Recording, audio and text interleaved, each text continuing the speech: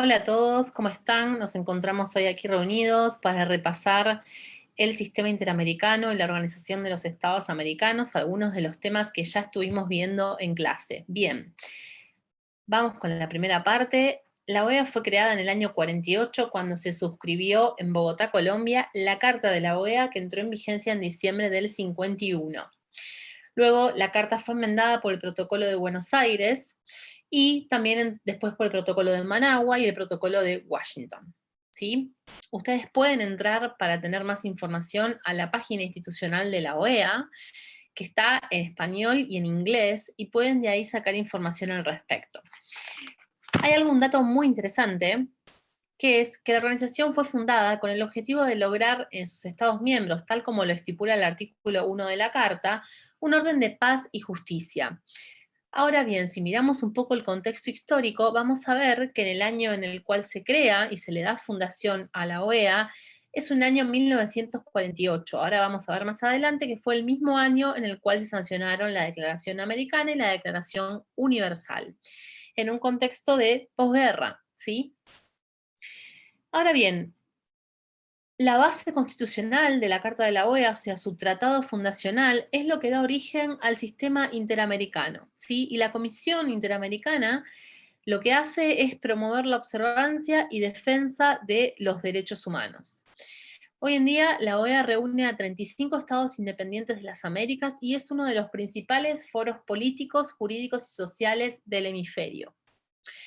Ustedes también pueden entrar a la página de la OEA, en este sentido siempre destacamos que ustedes tienen que ser curiosos, ingresar y ver cuáles son los estados que están, cuáles son los estados que denunciaron el estatus de miembro y otro tipo de cuestiones que pueden sacarse la duda simplemente entrando y haciendo clic en la página de la OEA. Los principales pilares que mantienen la OEA es la democracia, que es un valor que lo vamos a ver a lo largo de la Convención Americana y lo vamos a ver en muchísimas sentencias emanadas de la Corte, la prioridad de los derechos humanos, la seguridad y el desarrollo en todas sus facetas. También, por supuesto, el social y el económico y el desarrollo humano. Bien. Puntualmente, la Comisión Interamericana tiene su base fundacional en la Carta de la OEA y como les dije anteriormente, su función principal es promover la observancia y defensa de los derechos humanos. La Comisión comenzó aplicando la Declaración Americana de los Derechos y Deberes del Hombre. La Carta de la OEA mencionaba algunos derechos humanos, pero la Declaración de algún modo los definió, ¿sí? La Declaración Americana enumeró derechos fundamentales que la Carta mencionaba como derechos humanos bastante genéricos y luego fueron definidos por ese instrumento. En sus orígenes, la Comisión Interamericana, su labor, estaba limitada al análisis de situaciones generales de violaciones de los derechos humanos. De hecho, hacía informes temáticos, geográficos, y años luego fue facultada para recibir peticiones individuales, que va a ser el objetivo principal de nosotros y de lo que les enseñamos, que ustedes aprendan a hacer una petición ante la Comisión Interamericana.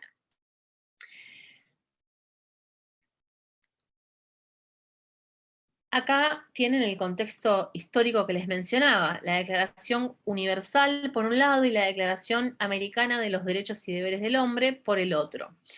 Ambas declaraciones, tal como les mencioné precedentemente, se sancionan en el año 1948, en un contexto de posguerra y en donde se buscaba poner fin a los conflictos predecesores, la Primera y la Segunda Guerra Mundial, buscando organizar de algún modo la paz mundial. Acá tienen algunos de los logos, la OEA en imágenes. También acá los instamos a que ustedes por sus propios medios googleen y van a encontrar fotos de reuniones, de las primeras reuniones, de la firma de los tratados, bueno, cosas muy interesantes que exceden el marco de este PowerPoint. Acá van a tener la estructura de la OEA, que habla de los órganos, la Asamblea General, la reunión de consulta de ministros de Relaciones Exteriores, los consejos, el Comité Jurídico Interamericano, la Comisión Interamericana de Derechos Humanos, que es lo que nos ocupa hoy, la Secretaría General, las conferencias especializadas, los organismos especializados y otras entidades establecidas por la Asamblea General. La Asamblea General celebra periodos extraordinarios de sesiones ordinarios de sesiones una vez por año. En circunstancias especiales se reúne en periodos extraordinarios que son predeterminados anteriormente. La Secretaría General es el órgano central y permanente de la OEA, y la sede del Consejo Permanente como de la Secretaría General está en Washington, D.C. Aclaraciones, los órganos. La Comisión Interamericana, acá les voy a hacer unas aclaraciones respecto de las siglas, porque sé que muchas veces pueden prestar a confusión. La sigla es Comisión Interamericana, es CIDH, Corte Interamericana de Derechos Humanos, lo van a encontrar tanto en doctrina y jurisprudencia como Corte IDH, y el instrumento es la Convención Americana sobre Derechos Humanos, CADH o Pacto de San José de Costa Rica, ¿sí? PSJCR. El instrumento es el instrumento que contiene todos los derechos humanos que vamos a estar analizando, ¿sí? Es, digamos, el papel. La comisión y la corte son órganos, ¿sí? Perfecto. Bueno, continuamos. Respecto a la composición de la Comisión Interamericana, está compuesta por 7 comisionados, que son elegidos por los Estados miembros en la Asamblea General de la OEA mediante un sistema de ternas. Estos comisionados deben ser personas de alta autoridad moral y reconocida competencia en materia de derechos humanos. Son elegidos a título personal, es decir, no representan a un Estado, y duran 4 años en su cargo, pudiendo ser reelegidos por un solo periodo. La comisión, es muy importante destacar que es autónoma, según el artículo 39, y dicta su propio reglamento. Tampoco recibe órdenes, es decir, dicta sus propias normas. Ahora, una aclaración me gustaría hacerles respecto de lo de alta autoridad moral. Bueno, por supuesto que este es un concepto bastante subjetivo, depende de la época y el contexto histórico en el cual nos insertemos. Ahora bien, debe ser comprendido, esto es como un paralelismo con el buen padre de familia que se hace en nuestro derecho interno, que se hacía en nuestro derecho interno cuando el Código Civil refería a un buen padre de familia. Bueno, alta autoridad moral significa una persona que sea reconocido, un jurista que tenga varias publicaciones, que sea reconocido en su ámbito, que tenga una larga trayectoria, o quizás no una muy larga trayectoria, pero sí que sea una persona de respeto y una persona con trayectoria en las competencias jurídicas. Las funciones de la Comisión, tal como mencioné anteriormente, que están en el artículo 41 de la Convención Americana sobre Derechos Humanos, es promover la observancia y defensa de los derechos humanos, formular recomendaciones a los Estados miembros a efectos de que adopten medidas progresivas y solicitar informes a los Estados sobre esas medidas específicas, como así también actuar, por supuesto, respecto de las peticiones y comunicaciones que les lleguen. También la comisión debe rendir un informe anual a la Asamblea General, que es como una especie de balance de su labor y de las peticiones incoadas ante ella. La competencia para peticionar ante la comisión. Lo encuentran en el artículo 44 de la Convención Americana.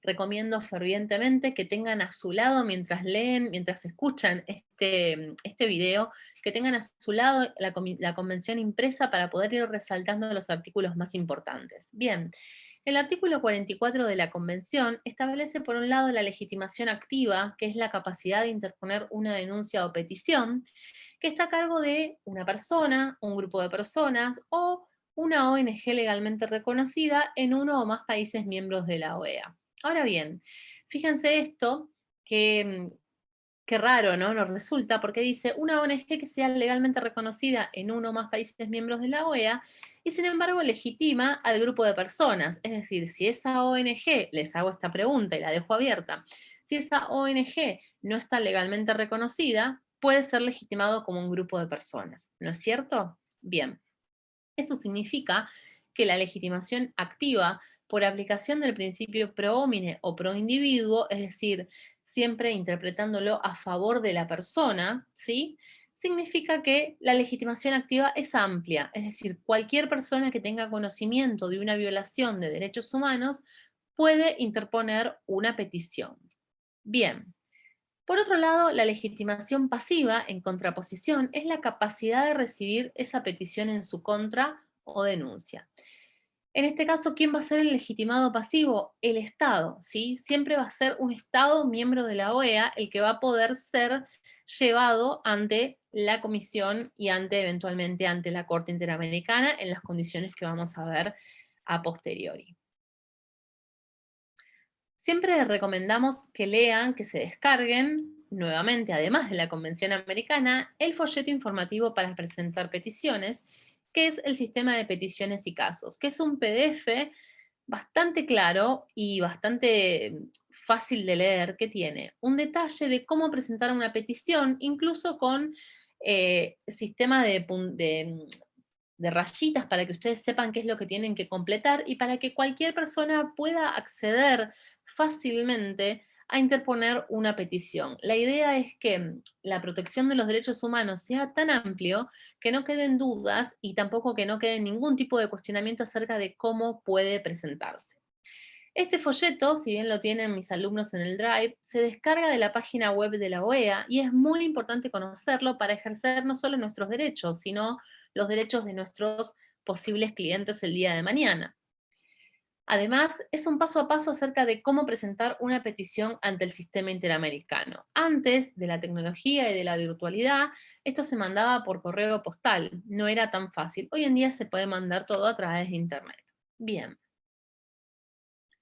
Los requisitos de admisibilidad los van a encontrar en el artículo 46 de la Convención Americana y son, en primer lugar, el agotamiento de los recursos internos, es decir, el agotamiento de los recursos procesales dentro del Estado, que es el principal garante de los derechos de las personas, ¿sí? Recordemos siempre que el Estado es el garante primigenio de los derechos, ¿ok? Llegar ante una instancia internacional es un buen motivo es un buen motivo para sentirse protegido, pero lo ideal es que el Estado lo garantice dentro de su territorio. Ahora bien, cuando eso no sucede y se tiene que elevar una petición ante la Comisión, el artículo 46 rige este procedimiento. El agotamiento de los recursos internos es uno de los principales requisitos de admisibilidad y requiere que sean aquellos recursos idóneos. Esto quedó establecido en el fallo Velázquez Rodríguez, que lo vamos a ver a lo largo de la cursada.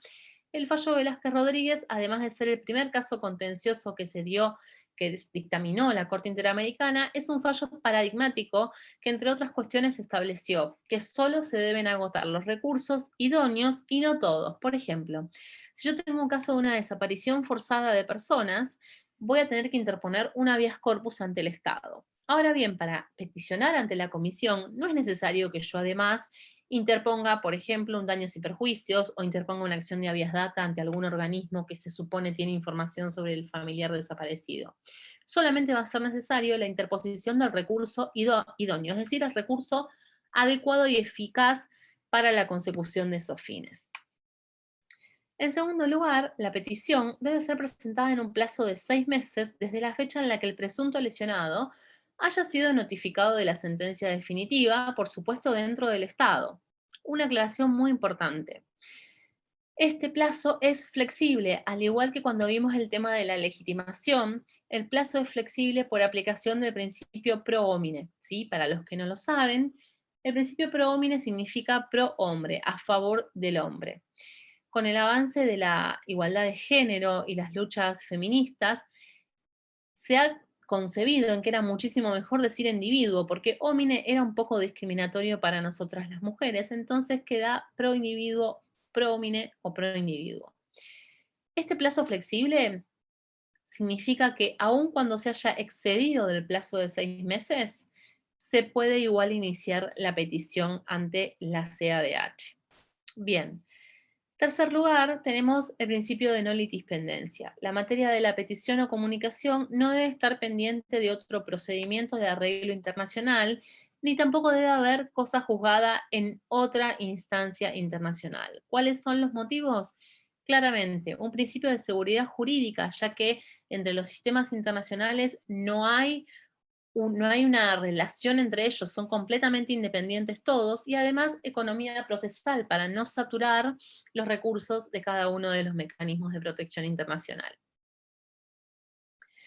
La petición, además, debe contener nombre, nacionalidad, profesión, domicilio, firma de la persona denunciante que interpone la petición. A veces puede ser la propia víctima, pero en muchos casos, lamentablemente, la víctima está imposibilitada de hacerlo, o bien porque está desaparecida, o bien porque lamentablemente ha fallecido. Entonces, claramente lo va a poder hacer cualquier familiar o persona que tenga conocimiento acerca de esa situación. Es muy importante destacar que no es necesaria la firma de un abogado, ¿sí? Por eso es este llamado de atención, aunque claramente puede ayudar a redactar mejor o a lograr una mejor interpretación entre los hechos y derechos. Somos un mal necesario. Bien.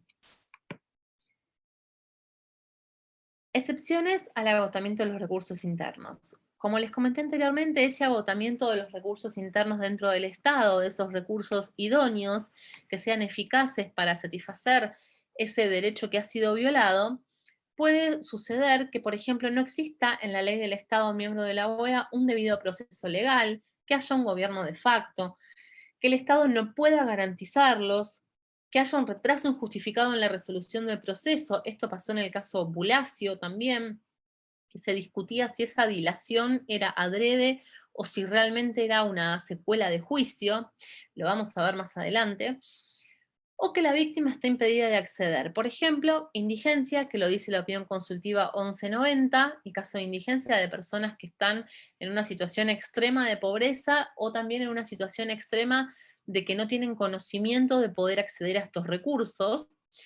Y la otra opción sería el temor generalizado, es decir, cuando en un contexto de mafia o en un contexto de miedo generalizado, los abogados o los letrados no quieran tomar un caso dentro del Estado por temor a que les pase algo a ellos o a su familia, ¿sí?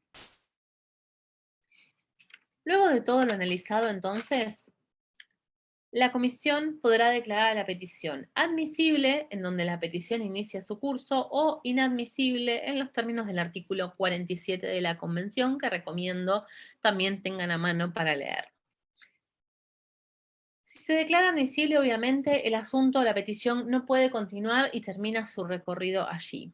Si en cambio se declara su admisibilidad, se dicta un informe de admisibilidad y la petición se convierte en un caso y se le asigna un número de caso e ingresa a la etapa de fondo, también relacionado con el video o la clase que vimos, la clase anterior, perdón, la redundancia, cuando les comentaba que a veces la sentencia es sobre excepciones preliminares, sobre fondo, que serían los hechos, o sobre reparaciones y costas. En este caso, que estamos en la etapa de la comisión, es decir, todavía no llegamos ante la Corte, el caso ingresa a la etapa de fondo. Y acá les trajimos un extracto de la admisibilidad según pasan los años. Como verán, en el año 1995 la admisibilidad era de 3 peticiones, 96, 3 peticiones, 2009, 64, después volvió a bajar el sistema de peticiones y hasta llegar al 2020 en el cual hubo 246 peticiones admitidas. Este dato lo pueden sacar también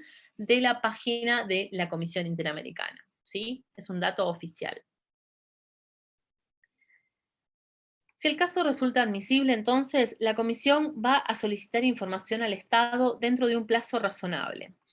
Habitualmente el Estado pide prórroga de 90 a 180 días, tiene 90 días para contestar y puede pedir prórrogas de 180 días que generalmente son concedidas.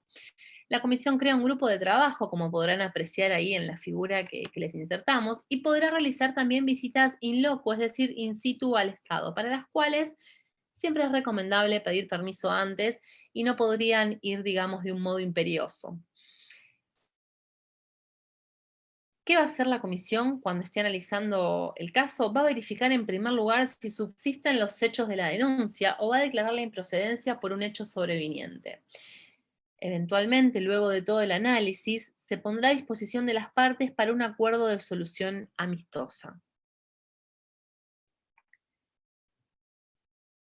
Si la solución amistosa no es posible, la comisión posee la facultad de emitir informes, que poseen un carácter meramente recomendatorio. Hay dos tipos de informes. El informe del artículo 50, que es de carácter preliminar, y el informe del artículo 51, que es el informe definitivo. Ambos son etapas consecutivas y no puede saltearse el informe del artículo 50. Al respecto, les recomiendo ver la opinión consultiva 1597, que habla puntualmente de este tema, y es solicitada por el gobierno de Chile, en el cual hace algunas consultas respecto si la comisión podría emitir directamente un tercer informe, modificando el informe del artículo 51, o si podría saltearse de emitir alguno de ellos. Les recomiendo que la vean y en todo caso luego haremos un video específico de esa opinión consultiva. Bien, La resolución del caso entonces ante la comisión, el informe del artículo 50 se le traslada al Estado, si acata las recomendaciones, se finaliza el procedimiento. Otra de las opciones es que se traslade al Estado y el Estado no responde o no acate, en el cual pasamos a la emisión del informe del artículo 51, muy importante. Les recomiendo leer tanto el artículo 50 de la Convención Americana como el artículo 51. Y eventualmente el informe del artículo 51, que como vieron anteriormente es el informe definitivo, se publica a modo de sanción para el país o bien se eleva a la Corte Interamericana. Ahora bien, ¿qué pasa? Aquellos estados que no ratificaron la jurisdicción de la Corte no pueden ser compelidos ante ella. Por lo tanto, el caso terminará con la publicación del informe del artículo 51. Este es el final de este video de repaso y nos vemos pronto para ver Corte Interamericana. Les mando un saludo. Chau, chau.